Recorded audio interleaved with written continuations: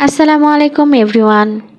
হাতে যদি সময় না থাকে আর অতিথি চলে আসে তাহলে খুব সহজে বানিয়ে নিতে পারবেন এমন একটি ডেজার্ট আইটেম আজ শেয়ার করব। শুধু 10 মিনিটে খুব সাধারণ উপকরণ দিয়ে এই সুজির ফিরনি বানিয়ে নেওয়া যায়। ফিরনিটি বানাতে কোনো ক্রিম বা কনডেন্স মিল্কের প্রয়োজন হয় না। চলুন সুজির ফিরনি বানানোর প্রস্তুত প্রণালী দেখে নেওয়া যাক। আমার ভিডিও ভালো লাগলে অবশ্যই আমার চ্যানেলটি সাবস্ক্রাইব করতে ভুলবেন না। সুজির ফিরনি বানানোর জন্য চুলাতে একটি হাঁড়ি তুলে দিয়েছি। হাঁড়িতে দিয়ে দিয়েছি 2 চা চামচ ঘি। ঘির পরিবর্তে আপনারা তেলও ব্যবহার করতে পারবেন। ঘি গরম হয়েছে। ঘির মাঝে দিয়ে দিচ্ছি ড্রাই ফ্রুট। আপনারা আপনাদের পছন্দ অনুযায়ী ড্রাই ফ্রুট দিতে পারবেন। আমি এখানে কিশমিশ, বাদাম ও খেজুর দিয়েছি। সব উপকরণ লো হিটে ভেজে নিব। ভাজার সময় অবশ্যই চুলার ফ্লেম লো রাখতে হবে, তা না হলে পুড়ে যাওয়ার সম্ভাবনা থাকবে। ড্রাই ফ্রুট ভাজা হয়ে গিয়েছে, উঠিয়ে নিচ্ছি। এবার অবশিষ্ট ঘিতে দিয়ে দিচ্ছি 2 টেবিল চামচ সুজি। সুজি ভেজে নিব।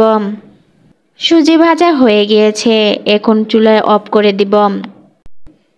অন্যদিকে আমি একটি বাটি নিয়ে নিয়েছি। বাটিতে দিয়ে দিচ্ছি 1 চা চামচ কাস্টার্ড পাউডার আর 2 টেবিল চামচ দুধ। দুধ অবশ্যই ঠান্ডা হতে হবে। এবার দুধের সাথে ভালো করে মিশিয়ে নিব যাতে কোনো দানা দানা না থাকে।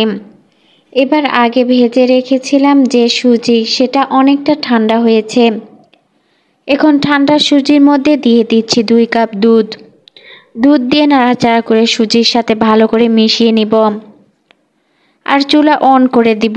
এবার চুলার ফ্লেম মিডিয়াম টু লো রেখে দুধ ফুটে ওঠা পর্যন্ত অপেক্ষা করব। দুধ ফুটে উঠেছে, এখন 2 টেবিল চামচ চিনি দিয়ে দিচ্ছি। চিনি আপনাদের স্বাদ অনুযায়ী কম বা বেশি দিবেন। দিয়ে দিচ্ছি 1 চিমটি লবণ।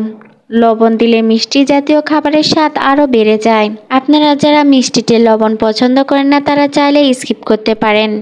চিনি নেড়ে চেড়ে মিশিয়ে নিচ্ছি, তা না হলে চিনি জমে থাকবে আর পুড়ে যাবে। এবার এক্সট্রা ফ্লেভারের জন্য দিয়ে দিচ্ছি 1/2 চা চামচের একটু কম সাদা এলাচ গুঁড়ো। সাদা এলাচ ভেজে আমি গুঁড়ো করে নিয়েছি। দেখুন সুজি দুধের সাথে ফুটে ডবল হয়েছে এবং অনেকটা ঘন হয়েছে। এবার দিয়ে দিচ্ছি আগে থেকে বানিয়ে রাখা কাস্টার্ডের মিশ্রণ। কাস্টার্ড ভালো করে মিশিয়ে নিচ্ছি, কারণ কাস্টার্ড পাউডার বাটির তলে জমাট বেঁধে থাকে। কাস্টার্ডের মিশ্রণ এক হাতে দিয়ে দিচ্ছি আর আরেক হাতে অবিরত নাড়াচাড়া করে নিচ্ছি যাতে কোনো দলা পাকিয়ে না যায়। কাস্টার্ড দেওয়ার পরে কিছুক্ষণ জাল করে নিচ্ছি। আপনারা চাইলে এর চেয়েও বেশি ফিরনি রান্না করতে পারবেন, শুধু সব কিছুর পরিমাণ ডবল করে নিতে হবে। কাস্টার্ড পাউডার দেওয়ার পর দেখুন দুধ সুজি অনেকটা ক্রিমি ভাব চলে এসেছে। এবার দিয়ে দিচ্ছি আগে থেকে ভেজে রাখা ড্রাই ফ্রুট। ড্রাই ফ্রুট দিয়ে 1 মিনিটের মতো জাল করে নিব। আমার সুজির ফিরনি রেডি। এই কনসিস্টেন্সি রেখে ফিরনি নামিয়ে পরিবেশন করব। এর চেয়ে বেশি ঘন হলে পরে ঠান্ডা হওয়ার পর ফিরনি শক্ত হয়ে যাবে।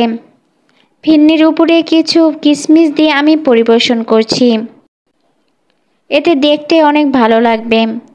সুজির ফিরনি দেখতে যেমন সুন্দর, খেতেও অনেক মজার। একবার হলেও ট্রাই করে দেখবেন।